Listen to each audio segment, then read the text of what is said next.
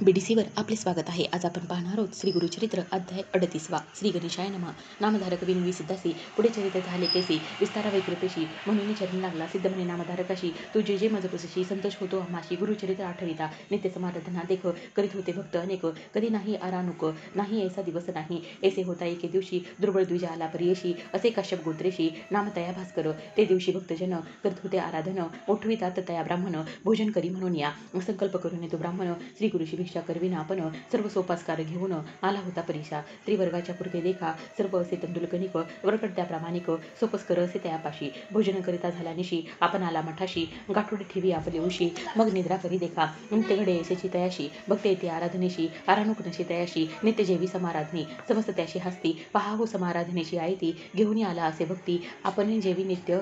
समाराधनी मास 3 क्रमिल्यावरी समस्त मिळून द्विजवरी परिहास करीती अपारी श्री गुरुभक्ती ऐकले बोलविती त्या ब्राह्मणाशी अजी भिक्षा कराव्याशी स्वयंपाक करी वेगेशी म्हणती श्री गुरु कृपा सिंधी ऐकून श्री गुरुच्या बोला संतोषापार द्विजा आला चरणावरी माता ठेविला हर्षे गेला आयतीशी आणिले द्वय शेरोभृत शाखा दोन्हीता पुरत स्नान करून सुचिरभूत स्वयंपाक केला तैवेळी समस्त ब्राह्मण तैवेळी मिळून आले श्री गुरुजवळी म्हणती आजी आमची पाळी यावन आळ अन्न घरी नित्य होते समाराधन आम्ही जेवितो मिष्टान्न कैचा हा आला ब्राह्मण आजी राहिली समाराधना श्री गुरु म्हणते द्विजांशी नका जाऊ घराशी शीघ्र जावे आंघोळीशी येथेची जेव्हा तुम्ही आजी समस्त गेले स्नानाशी श्री गुरु बोलते त्या ब्राह्मणाशी शीघ्र करी गाविनी होईल निशी ब्राह्मण अपार सांगितले स्वयंपाक झाला दर्शन सांगत असे श्री गुरु ब्राह्मण निरुपदिती जात हावून ब्राह्मण समजता पाचारी ब्राह्मण म्हणते त्याशी स्वयंपाक व्हाव्या होईल निशी तुवा शीघ्र श्री गुरुशी भिक्षा करावी जाय वेगी ऐसे ऐकून तो ब्राह्मण गेला श्री गुरुजवळी आपण ब्राह्मण येते ऐसे म्हणे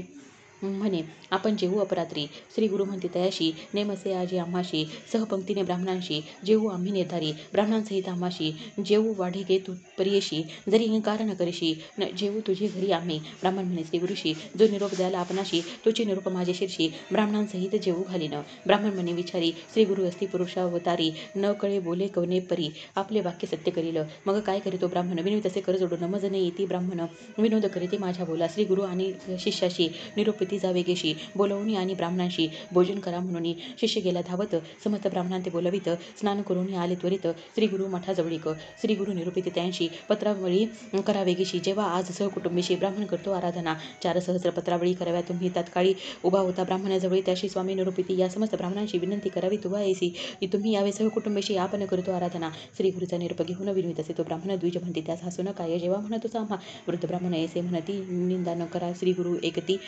जैसे श्री गुरु निरूपिती तैसे बोलतो ब्राह्मण हो का बर्वे बर्वे म्हणती सकळ पात्रावळी करती ब्राह्मण श्री गुरुपूजा त्वरिती करता झाला उपचारी मनपूर्वक करी भक्ती बरवी केली मंगलारती तेने श्री गुरु संतोषती ठाय घाला म्हणती वेगे स्वयंपाक आणून आपणाजवळी ठेवी म्हणते त्यावेळी आणून या तत्काळी श्री गुरुजवळी ठेविला श्री गुरु म्हणते ब्राह्मणाशी आमचे वस्त्र घेऊन यांनाशी झाकून ठेवी आम्हापाशी म्हणून वस्त्र देती त्यावेळी झाकले वस्त्र अन्नावरी कमंडल उदक घेऊन करी श्री गुरु प्रोक्षिती अन्नावरी अभिमंत्रुनी त्यावेळी बोलवून म्हणते ब्राह्मणाशी उघडू नको अन्नाशी काढून नेऊन समस्तांशी वाढी वेगी म्हणून तूप घालून घटात ओतून घेया आणि कात वाढी वेगी ऐसे म्हणत निरूप देते श्री गुरु म्हणते ब्राह्मणाशी वाढू लागा या द्विजाशी आणि कुठले बहुबशी वाढू लागले त्यावेळी भरून नेते तिथे अन्न पुन्हा मागवते परिपूर्ण गुरुत भरले असे पूर्ण घट ओतून नेताती वाढले समस्त पंक्तीशी सहपंक्तीशी श्री गुरुशी जेविताती अतिहर्षी द्विजवर पुसत असे घृत असे आपले घरी वाढीत असे महापुरी विप्रमंतिक पुरे करी अखंड वरी जेविलो तृप्त झाले ब्राह्मण देखा हस्ताक्षर न करीती मुखा उशटले काळे ते तत्काळ आश्चर्य म्हणते तयेवेळी तंबुला देती समस्तांशी श्री गुरु बोलवून तयांशी बोलवा म्हणते आपले कलत्रपुत्रांशी समस्त येऊन जेवतील आले विप्रकुळ समस्त जेवून गेले पंचामृत श्री गुरु मागोती निरोपित शुद्धादी ग्राम लोक बोलावा त्यांच्या स्त्रिया पुत्रांसहित बोलावी शीघ्र असे म्हणत पाचारित आले समस्त जेवून गेले त्यावेळी श्री गुरुपस्ती ब्राह्मणांशी आता कोण राहिले ग्रामवासी ते सांगते स्वामी अशी अंत्यज आहे ती उरले बोलवा त्या समस्तांशी अन्न द्यावे वाढवणे त्यांची जितके मागती तृप्तीशी तितके द्यावे अन्न वेगी तेही तृप्त झाले देखा प्राणमित्र नाही भुका सांगतात श्री गुरु नायक डांगोरा पिठास ग्रामात कोणी असती शुद्धाक्रांत त्यांची बोलवावे त्वरित ऐसे श्री गुरु निरूपित हिंडले ग्रामे त्यावेळी प्राण मात्र नाही उपवासी सर्व जेवले परियेशी मग निरोपित त्या द्विजाशी भोजन तुवा करावे श्री गुरु निरोपे भोजन केले मागून ती जाऊन अन्न पाहिले. आपण जितके होते केले तितके उरले असे अन्न. श्री गुरु म्हणते तयाशी घेऊन आले अन्न त्वरितशी घालावे जळात जळचरांशी तृप्त होती तेही जीव. इतके झाल्यावरी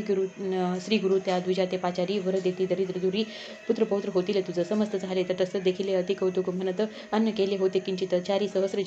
केवी जेविले. एक म्हणते श्री गुरु करणी स्मरली असेल अन्नपूर्णा